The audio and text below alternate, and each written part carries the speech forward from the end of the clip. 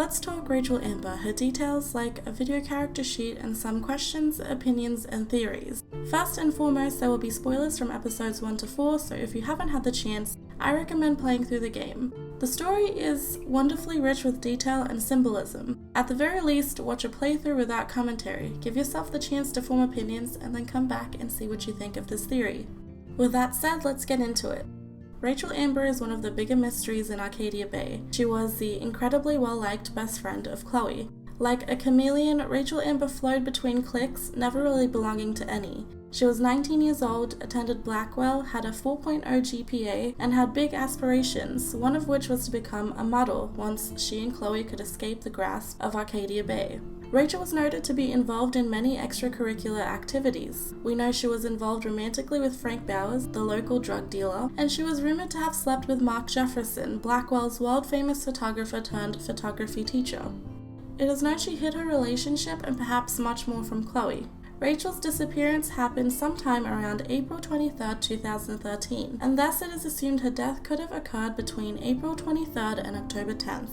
Rachel's disappearance was almost just accepted by her family and friends, many people assuming she either ran away, killed herself, or was killed. Nonetheless, no one other than Chloe seems interested in investigating her case, and even more so, no one seems suspicious enough to try to pursue a missing persons case other than Chloe. As we discover in episode 4, this is the exact opposite in the alternate reality. Her friends and family in the alternate reality search for her tirelessly throughout her disappearance, even having a website up and offering a reward to anyone with information. I can't quite figure out why this is the case. The only thing that is different in the alternate reality is that Rachel doesn't know Chloe and perhaps may not have ended up dating Frank. Everything else has remained similar as far as we can know.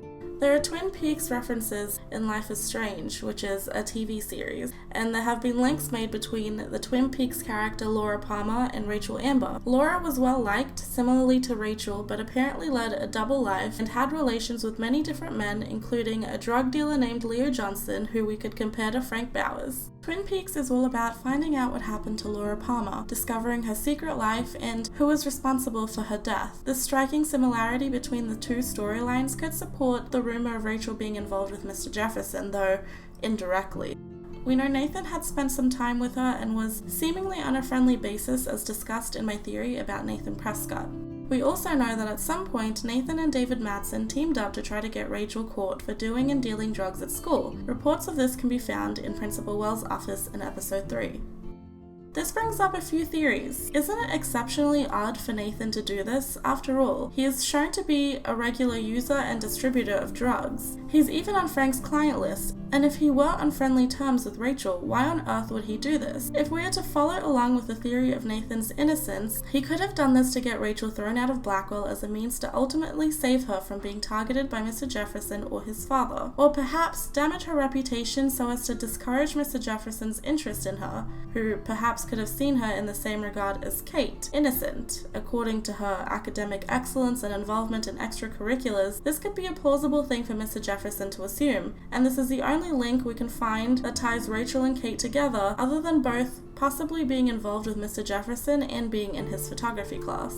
If Nathan were doing this, it's realistic to think that he went to David Madsen and told him, well, everything. I mean, David is probably the only person who would be paranoid enough to buy the story. Alternatively, if Nathan was working for Mr. Jefferson or his father, whether by choice or force, he could have done this to bring suspicion to Rachel's otherwise solid character. As far as school reports and parents are concerned, this would make her disappearance a little easier to accept from the authorities' standpoint, and maybe even from her parents, who inexplicably have just accepted she's gone. I would delve into more theories about this, but with such limited evidence, I couldn't really call anything else a theory, as they'd be almost entirely baseless. As far as we can assume, Rachel is dead, though I strongly dislike assuming this, as we don't get to see any real proof other than some implicating pictures and the word of Chloe and Max, which wasn't necessarily outright clear proof that the body we were seeing was Rachel's. First of all, let me state an opinion here from what I know about how a body decomposes after death.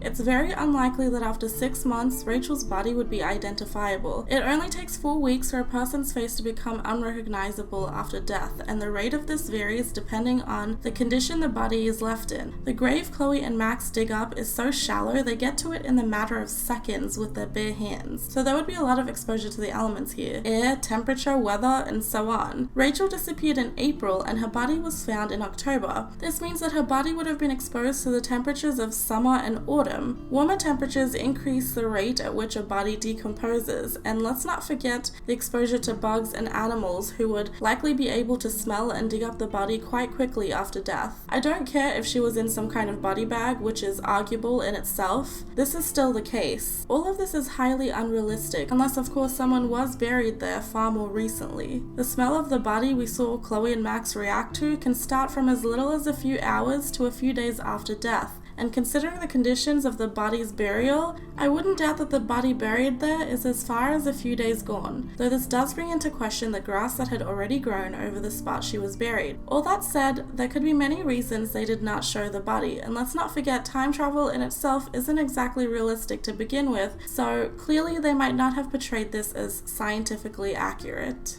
So if she is dead, will Max bring her back?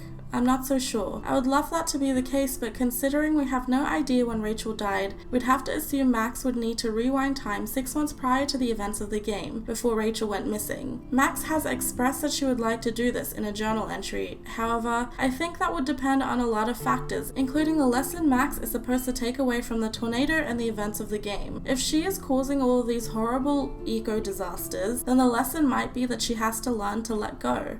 That even with her power, she is still powerless to change destiny. And this would mean Rachel's death, and possibly Kate's and Chloe's, is far beyond her control. With all the little hints and lessons we've been getting, I'm really leaning towards this as being the likely ending. This would not be my choice in ending, but rather what it seems the game is heading for, so I sincerely hope I will be pleasantly surprised by Dontnod's chosen direction for the wrap-up of the game. Other than this, the only thing left to discuss would be why she would have died.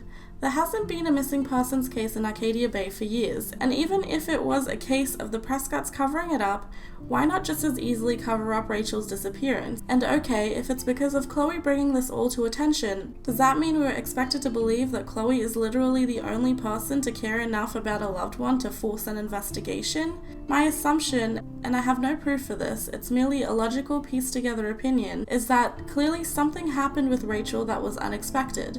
We see her awake and furious in one picture, perhaps having woke up for whatever reason, maybe they didn't give her enough dosage of whatever they used to drug her, and having no other option, they have to murder her. I do want to note something though. When I played an alternative version of the game where all my choices were different than my original game's choices, I noticed a stack of newspapers in the darkroom. There were articles written about Rachel Amber's disappearance, and since I had let Kate die in this playthrough, there were also articles about her suicide.